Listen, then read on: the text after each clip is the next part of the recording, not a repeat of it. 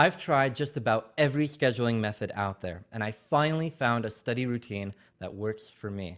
On this episode of Learning and Leisure, we are going to cover some of the smallest changes that made the biggest differences in my day-to-day routine and talk about some of the ways in which you can maximize the time that you have in your busy schedules and to make your schedules work for you.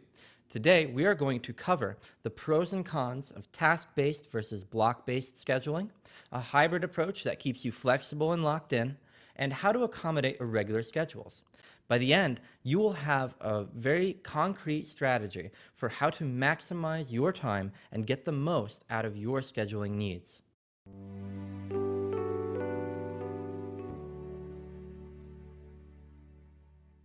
Hi, I'm Alex Mika, and I'm a third-year PhD student studying English literature. As a student and as a teacher, I'm really interested in finding some of the best time management tips and strategies for students to help you grow professionally, academically, and personally. On this episode, we're talking about scheduling, but before we get into the details and some of the best strategies out there for actually creating a schedule that is going to work for you on a day-to-day basis, I really feel like we have to address a certain elephant in the room, and that is the fact that as students, we have very unique issues that make scheduling especially difficult, right? As opposed to a 9 to 5 where you are sort of required to meet a certain number of hours, you have a very regular schedule. Ours is all over the place. And on top of that, it changes from semester to semester, depending on what classes you are taking, how many you are taking, what clubs and organizations you are a part of, and what that scheduling is like. If you're working, all of these things pile on top of one another, and they can create quite a mess of a schedule. It can be incredibly difficult to plan. And so, with this in mind, I'm going to be talking about certain scheduling needs that can address a number of types of schedules, but it's really widely applicable to a number of settings, even outside of academia. But I am really focused in this episode on addressing the specific needs of students and making sure that you are able to create at least some regularity in your daily lives, even adapting them from semester to semester and meeting those needs every single time as your lifestyle changes. And the first thing that is incredibly important, and that this should be consistent no matter what your schedule is, no matter what classes you're taking and how many, no matter how many responsibilities and obligations you have, you should follow your sleep schedule. Know the times that you are most active and follow them and try to accommodate everything else to that. Of course, it's not always going to be possible, unfortunately, right? As you're meeting these different deadlines and you have to do these different types of assignments, the amount of time that you spend on a day-to-day is going to differ, right? It's not like a 9 to 5. Depending on when you are most active and, for example, how much sleep you need and when you sleep, that's really important to keep in mind as you schedule things like classes and meetings. And so if it's possible, try to stick to that because truly your energy levels are going to dictate your success. If you try to force yourself into certain types of brackets, it's not going to work. If you're taking courses that are not really accommodating your biological needs, you're going to crash out, right? Of course, sometimes compromises are going to have to be made. We have certain requirements that we have to meet, whether that's for a major or for general education requirements. And so sometimes courses are scheduled a little inconveniently, right? You might have to take an 8 a.m. from time to time. You might have to take a 6 in the evening course or a 7 in the evening course, right? Or heaven forbid, even later. Or maybe you really just especially get that post-lunch slump. Maybe you're going to have to schedule some classes in the afternoon from time to time. But as much as you can accommodate your own needs and your own energy levels within a day, that's going to make a world of a difference. So if you really don't have to, consider how important this class is to you or this other commitment that you are signing yourself up for. Are you going to be able to sustain a healthy level of rest as you work through this thing? So whenever possible, accommodate that. But now let's get into the different types of schedules. The first type of schedule that I want to talk about today is a task-based schedule. This is one in which you basically block off each day in terms of types of tasks that you want to do. So, for example, I had one semester where I had 2 class days. I only had classes on Wednesdays and Thursdays. Each of those classes met once a week. So I had one 3 hour class in the morning at 8 a.m. I had another one at 6 to 9. Wednesdays were a little bit brutal in that regard. Then Thursdays were one class in the afternoon. And then the rest of the week, I completely could structure as I pleased. I didn't really have any day-to-day obligations beyond that. All the things that I was working on were far more long-term. And so I created a schedule that was task-based. And what that meant was on Mondays, for example, I would spend that day just reading. I would just be working on different readings that I had to complete. On Tuesdays, I prepped for my classes. And so I did all the assignments associated with those on Tuesdays.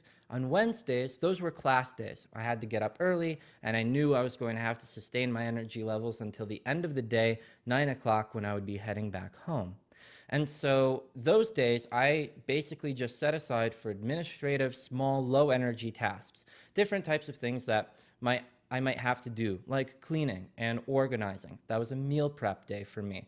And so that was just kind of miscellaneous, smaller tasks that didn't require too much brain power, but that still have to get done. And Sundays for me, I would always write in big block letters, do what must be done.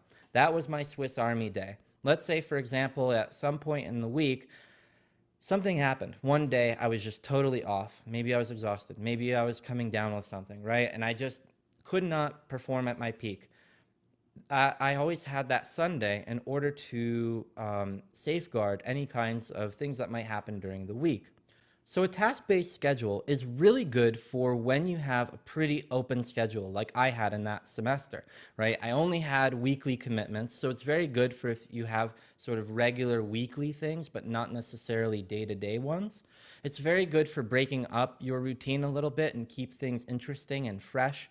It also is incredibly useful, and this is perhaps its biggest perk, and that is task-based schedules are very good about dividing up the labor and the type of labor that you are doing from day to day. And so you don't really have to focus so much on making decisions about what you're going to do. And you don't have to spend so much time mentally transitioning from one kind of task to another, right? You're really focusing. You're laser focused on this one kind of thing for the whole day. So you're not wasting too much time deciding, well, what's next? Or you're not spending too much time getting into the mindset of that other thing. You can basically just set yourself on that track and keep going. Another really great thing is that it's good for if you have varying energy levels in the week, right? I had those Wednesdays that were quite busy in the morning and busy in the evening, but really open throughout. So I used that day for those miscellaneous tasks. But these come at a cost, right? This kind of schedule is really great if you have that very open thing, or maybe you're working and juggling a few very great and large creative projects, or just generally larger projects that require sustained attention from day to day, and or rather in larger blocks as opposed to day to day. And so, but it's not very good for if you're trying to build a regular, consistent thing, right? If you're really trying to build a skill, if you're trying to develop a habit of some kind, it can be a little bit tougher to maintain. Additionally, if things do kind of fall to the wayside one day and you only dedicate that one day a week to that kind of task, it can be really tough to catch up, right? Things are going to pile up pretty quickly. I tried to mitigate that by having my Sundays be my do what must be done day, but at the same time, sometimes what if things happen on 2 days, right? And now you're doing 2 days worth of work in one day. So it's a little bit tough from time to time to really build in consistent smaller buffer zones. But it's very good, like I said, if you have a very open schedule, if you're working on a few major tasks that require sustained attention for long durations of time in kind of one sitting. And it's very good for really dividing up the week into these sorts of parts that keep it fresh. Another potential drawback to the task-based schedule is a phenomenon that I'm sure we are all to some extent familiar with. Let's say you give yourself 3 hours to pack your bags for a trip, or to get ready for a night on the town, or to send some annoying emails that you've been dreading to send. How many of those 3 hours is it actually going to take you to do that task? A lot of times it's going to be pretty close to the amount of time you've given yourself. Well, this is actually a really observable and sort of proven phenomenon known as Parkinson's law. It's developed by C. Northcote Parkinson in an article that he released in The Economist magazine in 1955. He was doing a study of bureaucratic organizations and government agencies, and he found that it is a commonplace observation that work expands so as to fill the time available for its completion. In other words, if you set yourself an hour to do something, it's going to probably take you about an hour to do it.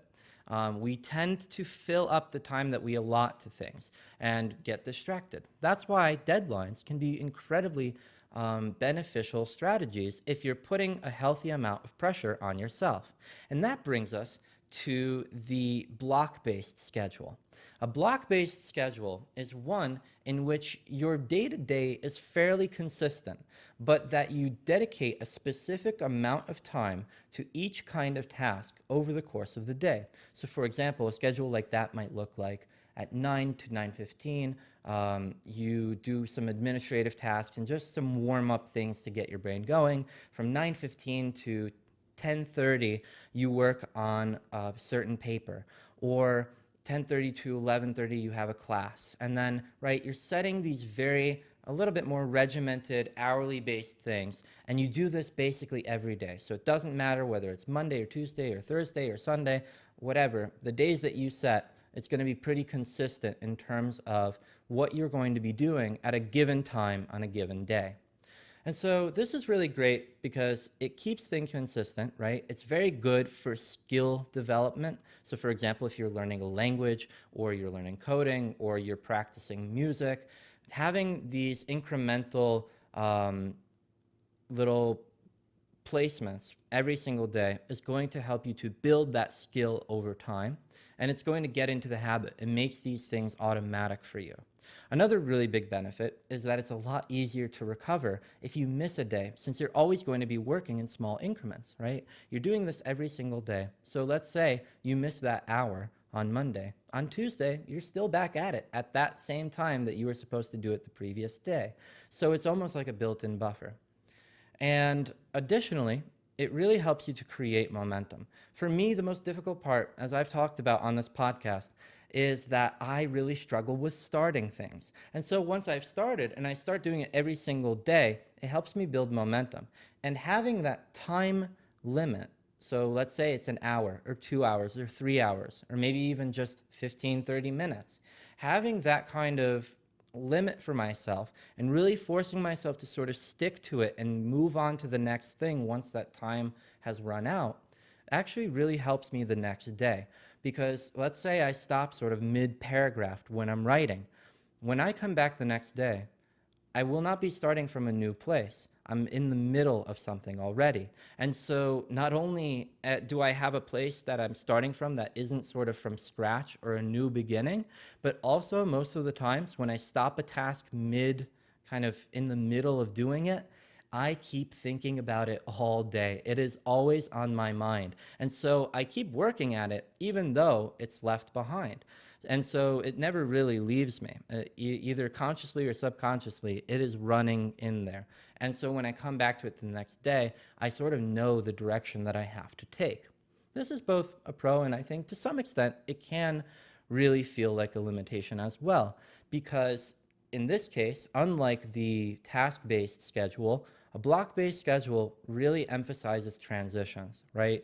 You have to make sure that you are implementing enough time to make these mental and physical transitions from task to task and from idea to idea and kind of headspace to headspace.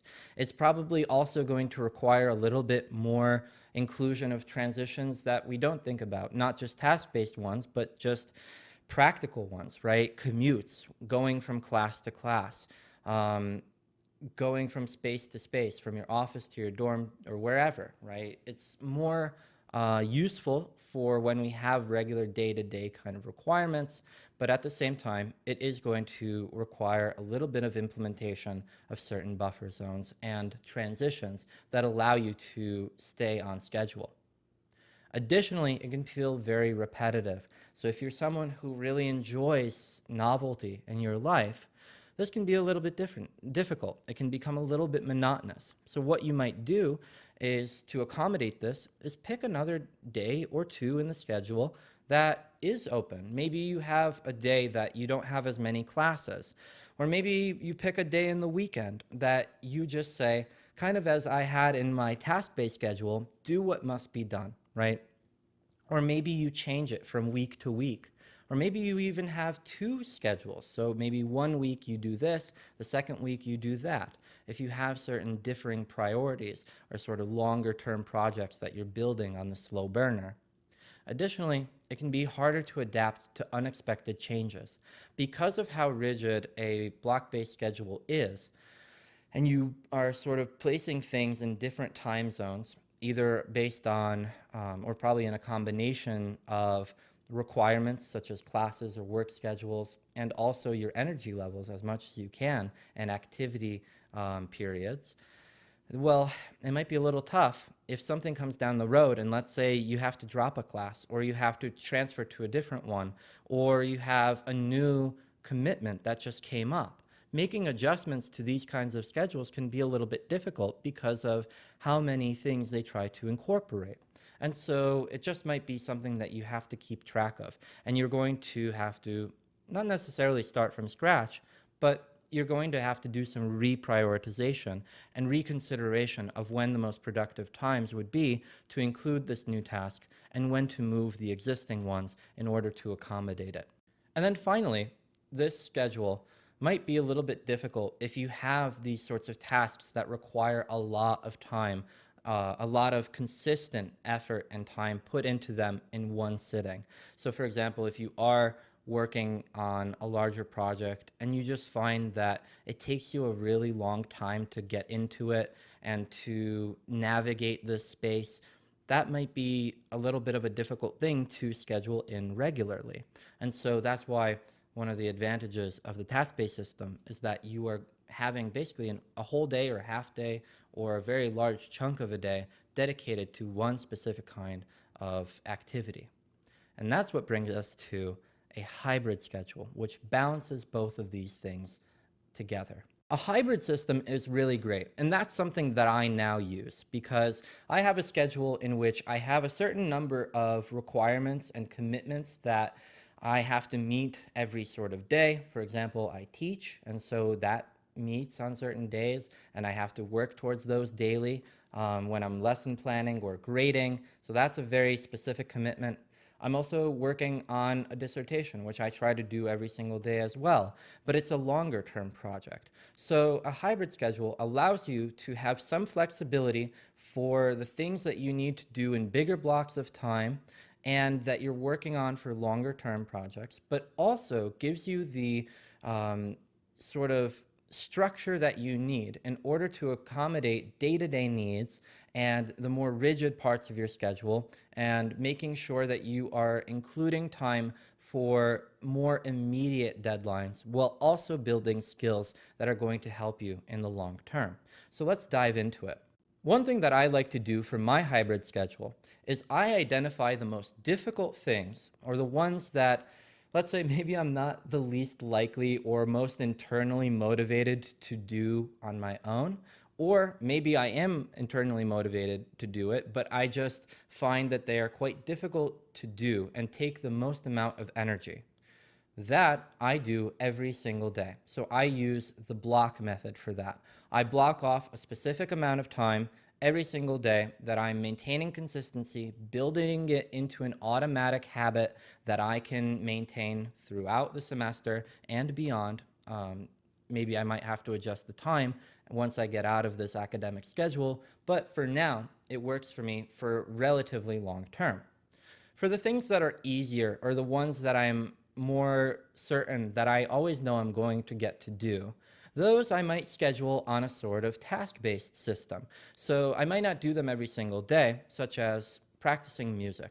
I ideally would practice music every single day, but I know that I'm going to do it consistently. At this point, I'm not practicing for some kind of recital. I'm doing this for myself and my own enjoyment. And so I try to do it about maybe 3-4 times a week. I practice music. And I dedicate those days to that, or I dedicate an evening to that. And so that really helps me. Other things might be, for example, in terms of workouts, I'm not doing the same workout every single day for that consistency. I might target a certain muscle group each time. And so each day is dedicated to a certain kind of muscle group. Or certain types of readings. If I were still in coursework, I think I still would dedicate a certain day, and not necessarily the whole day, but an afternoon or a morning or an evening to that kind of class. And so I would do all the readings for that class for that day, if I can, or as much as I possibly can in that day, so that I'm sort of focusing with big blocks of time and not having to distract myself and make transitions. The easier things I make maybe less frequently, but ultimately they're still pretty regular, and I dedicate certain days to those. And at the same time, Sundays are still my do what must be done days. Those are my catch-up days, my buffer zone days. And so I have this combination that goes on. Other things that I do more regularly are the things that I'm trying to develop skills in. So for example, language learning. I try to do a little bit of that every single day. I try to write a little bit every single day. I grade and I plan my lessons almost every single day so that I stay on track of it. It lowers the amount of work that I have to do over a larger amount of time. So each individual day I'm doing less, but I'm still working gradually towards completing all of those requirements. Another important thing to do, no matter what schedule you end up picking, whether it's the block system or the task system or something in between like a hybrid schedule, I really recommend that you set both product-based goals and time-based goals or limits, because this is going to help motivate you in a number of different ways. So for example, let's say I'm working on writing the dissertation, right? I do this every single day, but even if I only dedicated one day to it, I would set a certain time goal of how much time I'm going to work on it for that day and how much I want to accomplish in that day. So for example, I try to do about 500 words every day or an equivalent to it. Additionally, I set a certain time limit for myself. So for me, I work in about 3 or 4 hour blocks. So I set 2 goals at the same time. And on my schedule, I'll say 3 to 4 hours or 500 words, whichever comes first. So if, let's say, I don't reach those 500 words, that's okay. By the time I get to those 3 or 4 hours, I know that tomorrow I'm going to start again, and I'll keep going.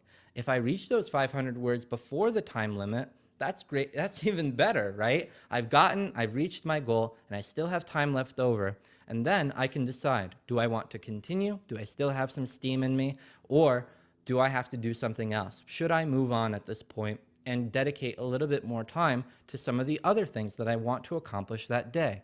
So by having both of these, you will have something to aspire to, right? That 500 word goal, or those 50 exercises of a textbook, right? Whatever it might be. You have that aspirational goal, and then you also have a time limit that is going to keep you accountable and that is going to get you moving if you don't reach that goal in that day. You can adjust both, of course. Make sure that you have the flexibility if you can. But if not, and you know you need to get on to the next thing, that time limit is going to keep you accountable and get you moving. And you'll always come back to it to the next day or the next week, depending on what schedule you're kind of working in. Now that we've covered 3 fairly regular and sustained systems that are either working on a day-to-day basis or a more week-to-week basis, now let's talk about you're in a case in which you have a really irregular schedule. My heart goes out to you in that case. Sometimes it just happens, right? Sometimes we just find ourselves in positions in which we have to constantly make adjustments, and we don't really have set basis to work from. So let's say that this is your situation. You have an irregular schedule. It changes from week to week. It's quite unpredictable, maybe even day to day sometimes. Well, in that case, here are 3 strategies that can help you through that kind of period. Number 1, anchor your non-negotiable tasks like classes and work. If you do have things that have to get done at a specific time on a specific day, then really use those to your advantage. Try to work around those so you know that you're going to be there. You know how much time it's going to take you to get to that place. Well, once you've built in all of the things that are solid, think about what you might be able to do on a day-to-day basis. This really might be a great time for you to incorporate that energy level system, or to think about when you might be most active and when you might be best suited for doing a type of task. This is where a really task-based sort of system might help you. And it might not be on a day-to-day kind of level where Monday reading, Tuesday writing, Wednesday music, or whatever.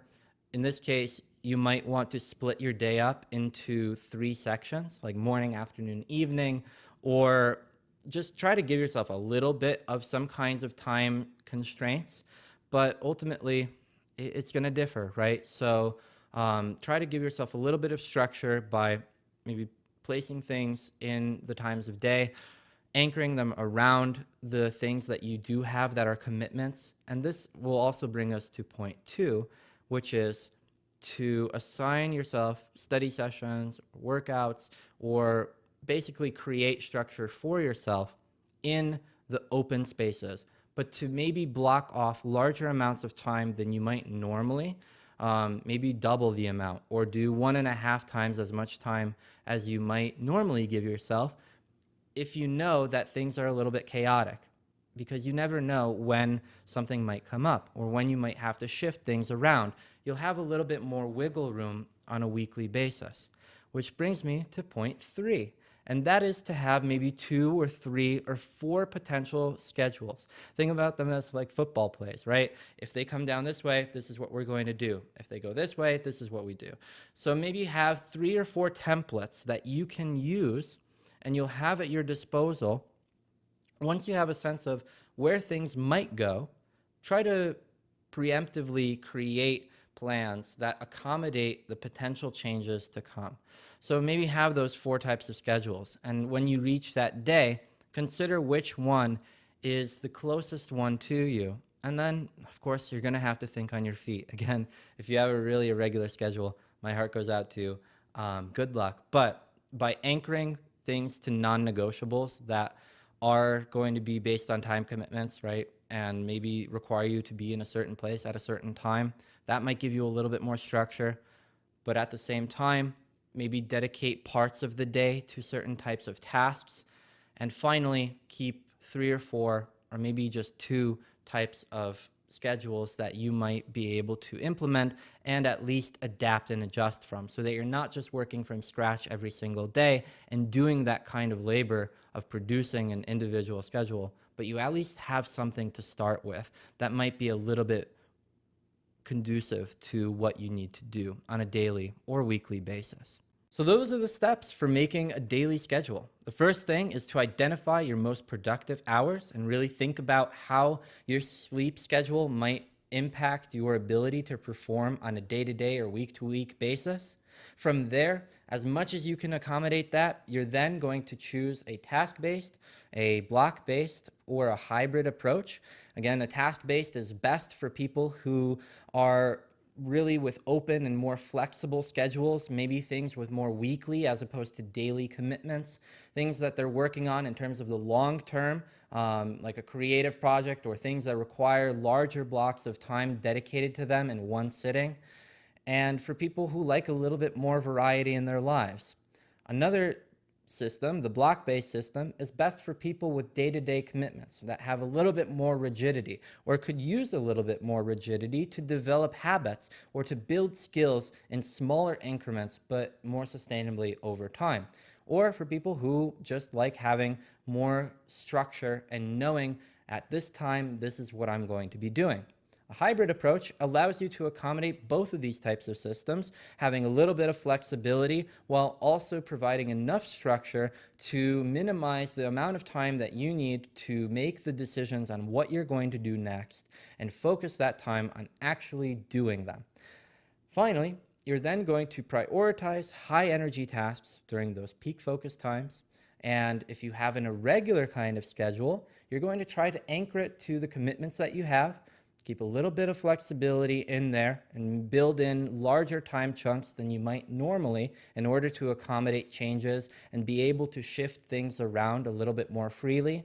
And finally, build a few different types of template structures that are going to keep you going and again, minimize the amount of time that you need to be actually planning and just adapt and make final small changes on a day-to-day basis as your chaotic schedule demands. So those are the strategies that I really recommend. My suggestion to you is take a week or 2 weeks to try each of these kinds of systems out and see what works best for you. Make adjustments. Take note as you go along what you find to be working, what you don't find to be working, and what you might be able to adapt to your own needs. And if you find a certain strategy works for you that I haven't covered, please comment it and share it with us below. Or if you do end up trying this out, let me know how it went. You can either comment it here or feel free to DM me on social media. I'm on Instagram, on TikTok, just about every social media out there. And we can talk about some strategies that you can implement. With that, I wish you all the best with your plans and your schedules, and I'll see you in the next week on Learning and Leisure.